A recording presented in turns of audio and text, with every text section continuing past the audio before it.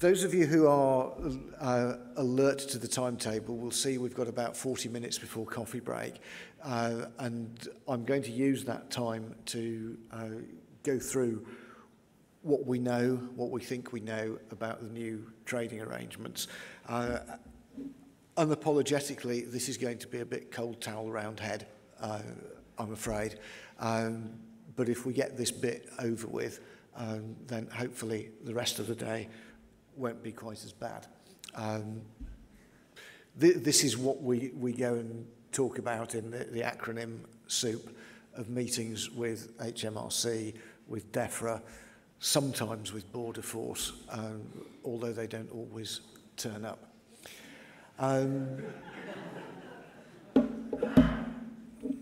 That could be because they're very busy at the border. One of the things that I know is worrying a lot of people is this thing that's called goods in flight. What happens if you've got goods that are crossing the border from EU to UK on Brexit Day? So you have a movement under EMCS that starts any time from now, but isn't going to finish until sometime in November. What's the position? It's a bit hard at this point to say, try and avoid it, because the reality is that people will have booked transport slots a long time ago. They will have booked shipments a long time ago, and these things are pretty much on the way regardless, and they're quite hard to stop once they get going.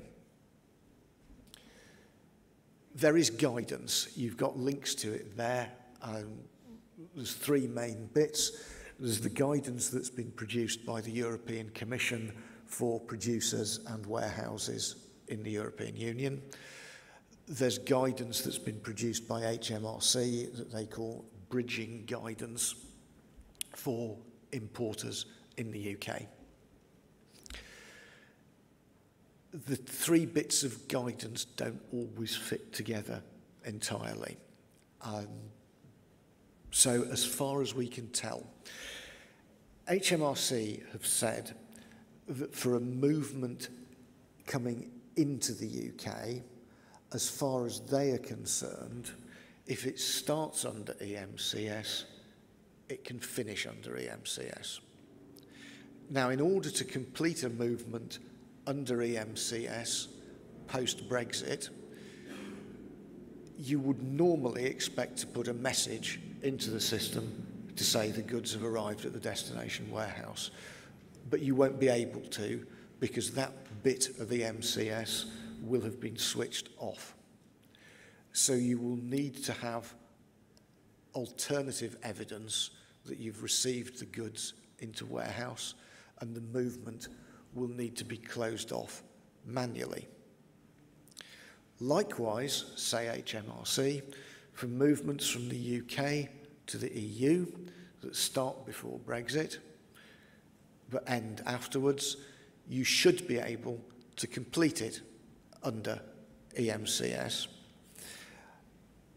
Equally, you won't get a message back from the European warehouse to say that the goods have arrived there, because that bit of functionality will have been switched off. So you will need alternative proof of export that the goods have actually left the UK and gone to the EU. Largely that's going to be the commercial documentation. The tricky bit is what happens to the goods that are in Europe. If we take goods that are coming from Europe to the UK, if they've landed in the UK, but the excise movement hasn't been completed before Brexit Day, actually it's not a problem because the movement can be closed off manually. If they're still in the EU after Brexit Day, but on their way, they're moving from Italy through France to Calais and then to the UK, but they're still in France, what's going to happen to them? The guidance from the European Commission suggests that what will have to happen is that there would be a change of destination within EMCS in Europe, because that will still be fully functional. The destination will change from the UK warehouse to a warehouse somewhere else in Europe, realistically one that's pretty close to a port of exit. And from that point, there will have to be an import-export declaration, which we'll look at in a minute. Equally, if the goods have come from the UK, they crossed the channel before Brexit Day, they're now merrily trundling their way through Europe, and we reach the hour of Brexit. What the Commission is saying is we don't know what status those goods have in the EU. They will probably have to enter a transit regime at that point. All quite tricky, especially if you've got goods on the road, and at any one moment you might not know exactly where they are. They might be in France, they might be in Italy, and customs authorities in different member states might take slightly different views, and we'll see some more of that in a minute. We know that before the March and April deadlines, that exporters and logistics companies around the EU27 were refusing to ship goods in the run-up to Brexit. They were just saying, we won't do it. Some of them were saying that more or less unilaterally. Others were saying, our customs authorities have told us not to do it. So I think we can anticipate some more of that if there's a no-deal Brexit, whether October or January or some other time in the future. I think we can anticipate a lot of nervousness around excise goods being on the move around the date of a no-deal Brexit, because people will be worried about their liability under guarantees if the goods are deemed to have passed a duty point. They will also be quite worried about having to put goods into different processes, and what's that going to cost them, what's that going to mean to the margin on a contract that they've agreed already on the assumption that we're moving under EMCS. So there's quite a lot of risk there, I think, for businesses who are looking to ship goods round about the date of a no-deal Brexit. And much depends on what side of the channel it is. If the goods are in the UK, then they can be dealt with, I think, relatively easily, and HMRC will be quite flexible about it, as we'll hear from them later on today. I think they've got quite a decent attitude towards the flow of trade. Quite how things will work around other European countries is less certain.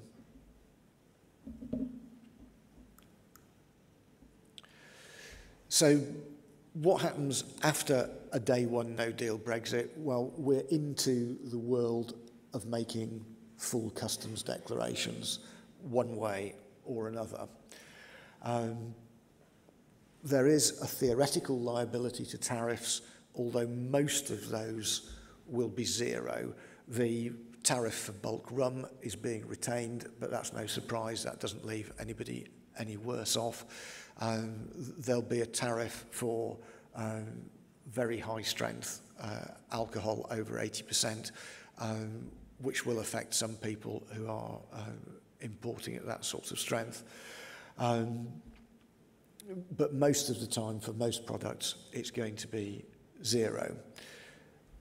Some things will just disappear. Some of the things that we've been familiar with as part of EMCS and registered excise dealers and shippers for a number of years will just disappear. So the registered commercial importer system, where you can bring in duty-paid alcohol, some people may do that for samples, for example, will disappear.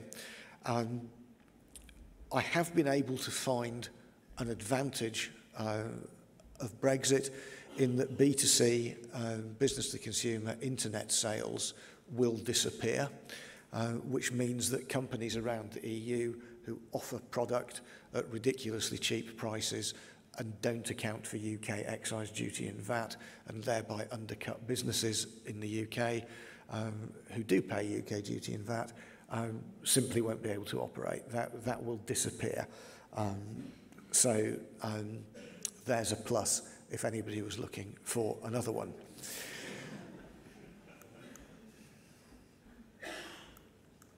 So the next couple of slides deal with what the new process will look like. I know that these are a bit on the blurry side. They are actually in the back of the glossary and in the back of the Guide to Brexit booklet. So if anybody would prefer to look at those, you're very welcome to. Essentially, what has happened is that a 6-step process has been simplified to 15 steps.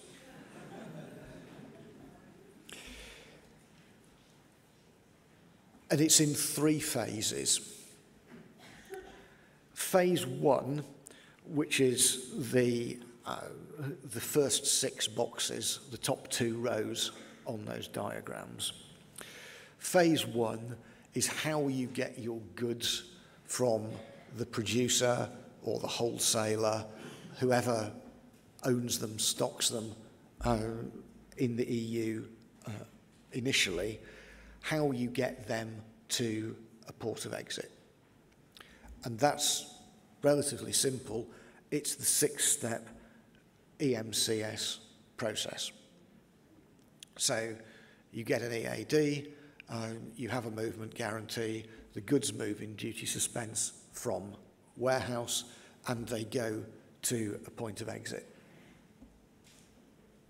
So that's relatively straightforward. That's, as I say, the first 2 rows of boxes.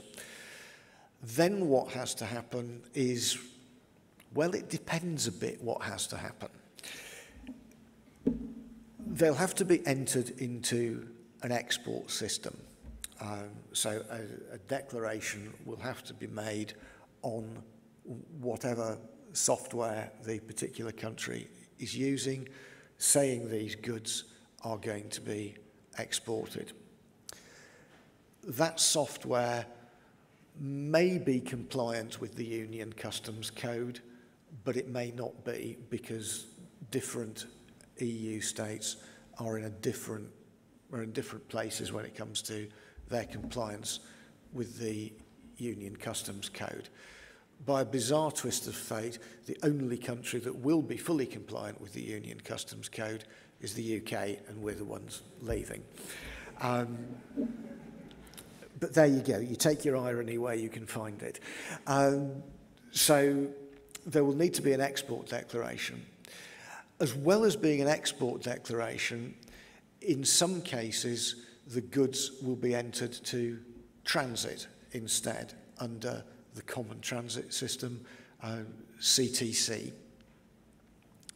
My understanding is that the French Customs Authority have a preference for goods moving under transit, whereas the Belgians and the Dutch don't mind whether you use transit or whether you use export-import declarations. I think from a French point of view, they can't actually stop you using an export declaration, but my understanding is that their preference is that exporters should use transit. The advantage of transit is that on the face of it, you should go to a specific office, a specific place,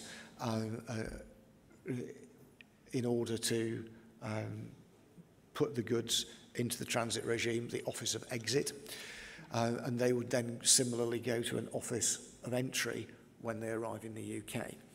But if the relevant traders are registered as a registered consignor and or a registered consignee, then the transit movement can start from the office of the trader, so it doesn't need to go from a separate customs government office. So I can see why they might want to encourage people to use transit, particularly if they're registered consignors, because it takes a physical movement of a vehicle away from an office in the proximity of a port. I did hear that when the French wanted to be particularly awkward to a class of goods under transit, they put the office of exit and entry in Poitiers. So if you wanted to move those particular goods, you had to drive them to and from Poitiers before you could even get them out the country or off to their next destination. And I think they coined a verb around that as well, but anyway. So the whole registered consignor consignee status is quite useful to take a physical vehicle movement away from a port. So an export declaration with or without a transit process is entered. You can then actually ship the goods to the UK, and then when they get to the UK, so I'll just go back one, that's the bottom right slide there. When they get there, there will need to be a corresponding customs declaration. At the moment, that's on a system called CHIEF, Customs Handling Import Export Freight. At some stage in the future, it's going to go on to CDS, Customs Declaration Service. The two are not a complete match. There are some quite significant differences between the two. As the goods come into the UK, they then have to be entered to a customs process. You have a number of choices at this point about the customs process that you enter. You can choose to pay customs duty and then suspend excise duty. You can choose to suspend all duties and leave the goods in customs duty suspense, or you can choose to pay all duties and have the goods available to you at the time. And the demands of different businesses and different customers will dictate what choices you make about when you pay the duties and which ones you decide to pay, or if they're zero at the time, it doesn't matter. You can clear customs at zero duty and there's no cost impact to you. But bear in mind, the tariff that's been filed with the WTO is only a temporary tariff. So these decisions will need to be kept under review. So then we move on. We've got the goods in the UK. We've made an import declaration of some description. So we then move to phase 3, which looks remarkably like phase 1, in that there will be a movement under the bit of EMCS that's retained in the UK, and that's going to be used to get the goods from their point of entry into the UK to their final destination, the warehouse where they're going to live before they're finally put out to the consumer. Now, there's a number of issues around all of this. One of the ones that's reared its head of being particular concern to people is what happens with ex-works contracts, which I know a lot of people use at the moment, and the model for that is quite simple and makes full use of EMCS. So if you're an importer, you make a deal with a supermarket to sell them some wine, you agree a price, you agree a schedule of what's going to be available to them, and they say, thank you very much. Supermarkets are very handy at having fleets of lorries. They send that fleet of lorry out to the winery or the wholesaler in the EU 27. They load it up. They then have the risk of the product, and it's dispatched under EMCS, and it goes back to their distribution centre, and everybody's happy. One of the problems that's created by this streamlined 15-step system is we now have importers and exporters of record, and those people have to have an EORI number. Now, most of you will have UK EORI numbers. Some of you will also have an EU EORI number, but some of you won't, and there's no compulsion to have one. But if it's the supermarket, your supermarket customer, who's picked up that wine in France and they're bringing it to Calais, who's going to register as the exporter?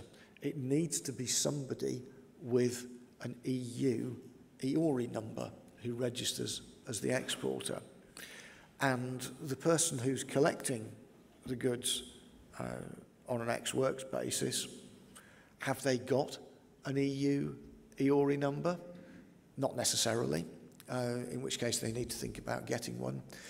And are there any VAT implications for them? If they're wanting an EU EORI number, well, let's just think about a UK EORI number. You need to be established in the UK. You need to have a VAT registration number, or you need to have a place of business here. So if you're collecting something ex-works and you want an EU EORI number to be the exporter of record, then you need an establishment in the EU. Oh dear, that might not fit in with your business plan.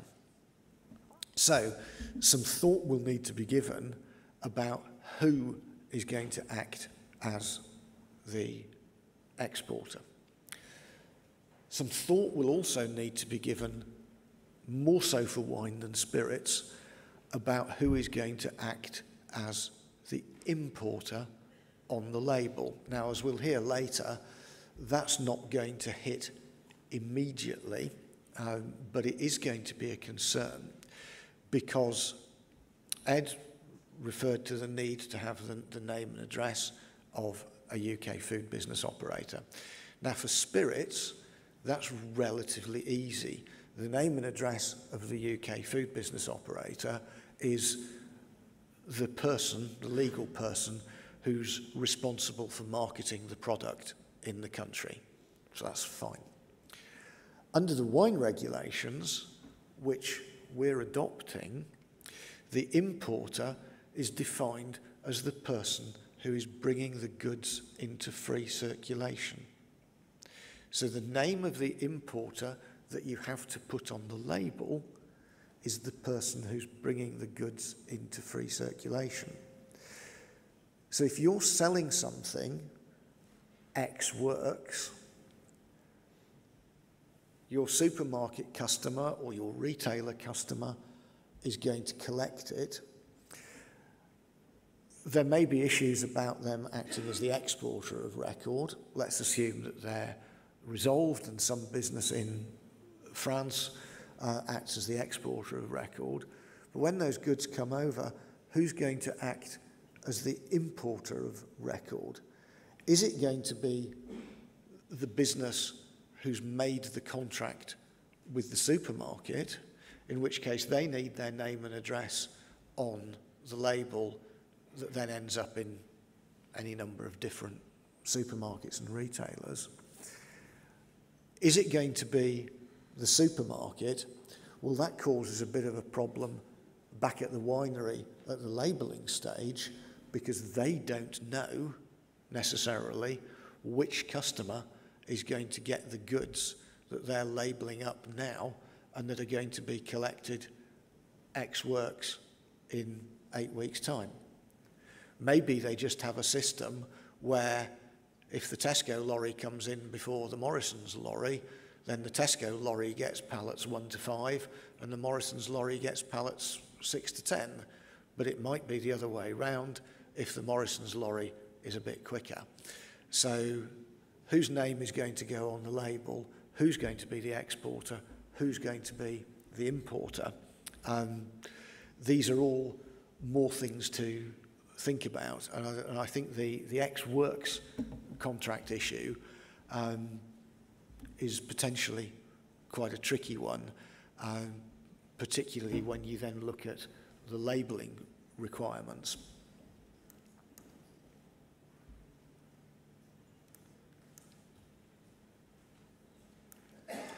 I'm trying to get the slides to go on one, but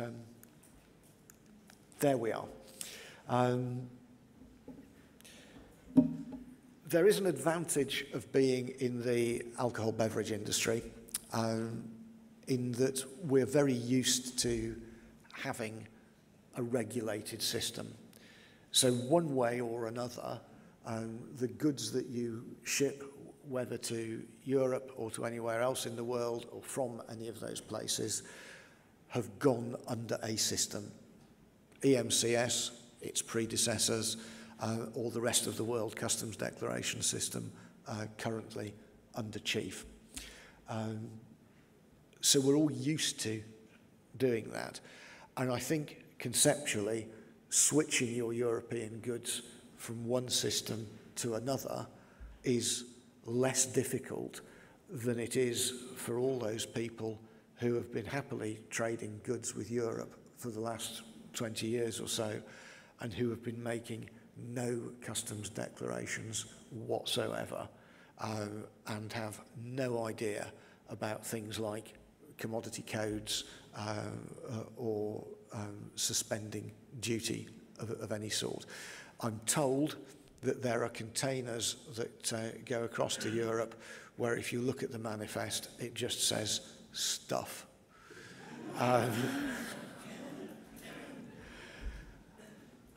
Now, you all know that if you're bringing back a dozen different wines, there might be a dozen different commodity codes in there. If it's a container of stuff, how many different commodity codes is that? But you're all used to the concept of making some sort of declaration and having some sort of record. But basically, a customs declaration, as we've seen, not unlike EMCS, is basically what's travelling, where's it going to, where's it coming from, who's moving it, who are the businesses responsible for it in the chain, and what do you intend the status of that goods to be when you get there? Are you going to clear it? Are you going to suspend duty? Is it in some sort of transit mechanism? Chief to CDS. That sounds like broadsword to Danny Boy, doesn't it? Chief is quite an old and clunky system. It's been around a long time. It was written for HM Customs and Excise. It existed when I was working in Customs and Excise. That tells you how old it is. So it's been around for quite a long time, and it handles about 50 million declarations a year. If we're making declarations for trade with the EU, we need to go to about 300 million declarations a year. And initially, there was a fear that Chief wouldn't be able to cope. The feedback that I had the other day was that Chief probably can cope, at least for the moment. They've put quite a lot of money into uprating it, and it can probably cope. CDS, however, is compliant with the Union Customs Code. Hooray.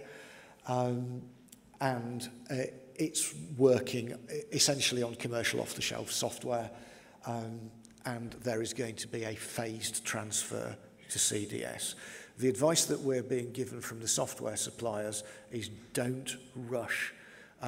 If HMRC tell you it's your turn, you're on the list to change, then fine, your number's up and that's it. but it's one of those things where if you're asked for volunteers, I'm not sure you'd necessarily volunteer, because once you've shifted from chief to CDS, there's no way back. You can't fall back to it. I will talk very briefly about transitional simplified procedures. HMRC have said for most goods, you will not have to fill in a customs declaration on a day one no-deal Brexit.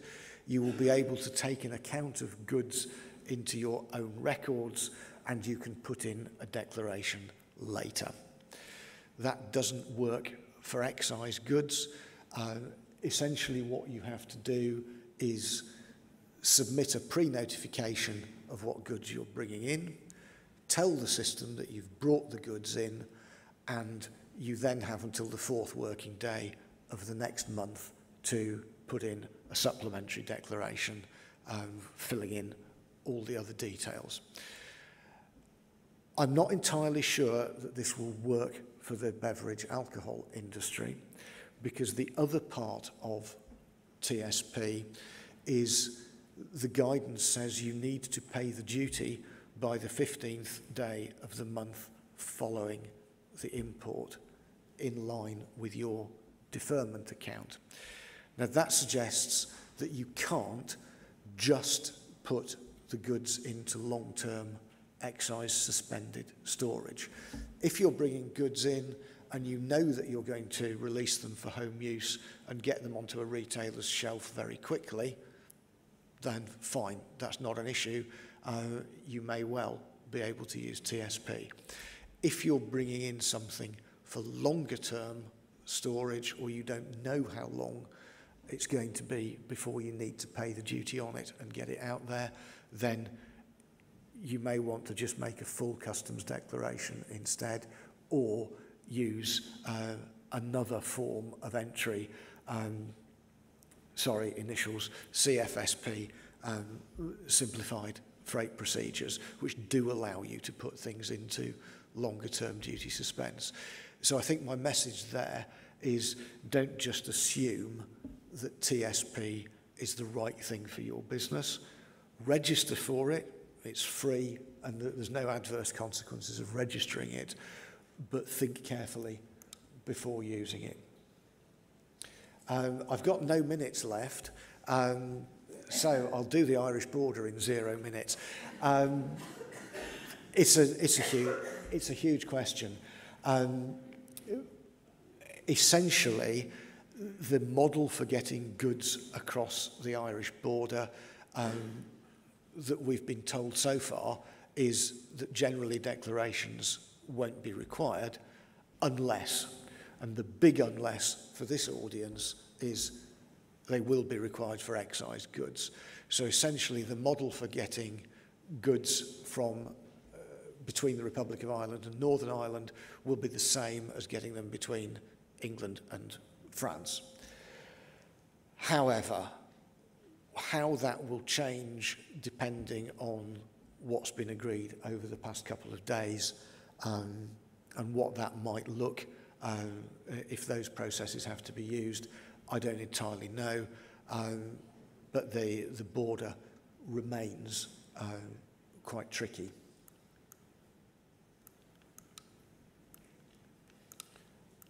Can we move my slide on, because the clicker is having fun and games?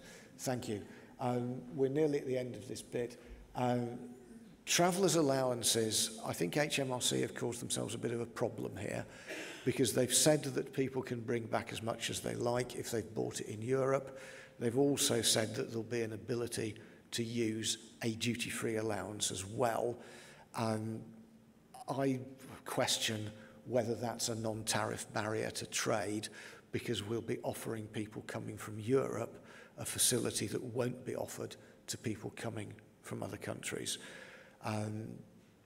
So I think that remains to be seen whether it will work entirely as HMRC say.